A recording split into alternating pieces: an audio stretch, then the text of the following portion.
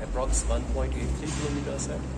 अभी आप नीलग्रार टनल के ईस्ट साइड से ईस्ट पोर्टल के P4 फेस में, तो यहाँ पर जो है P4 ऑलमोस्ट 100 मीटर्स कंप्लीट हो चुका है और सेम साइड 100 मीटर्स कंप्लीट हो गया लाइक वेस्ट साइड से।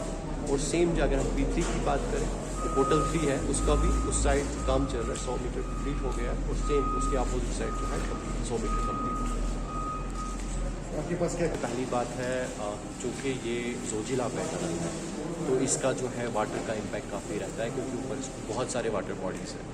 और नंबर सेकंड है कि अभी जो विंटर हमने फेस किया है उसमें हमने देखा like avalanche, slides, snowfall, that is one of the toughest challenge जो हम फेस करते हैं इसमें।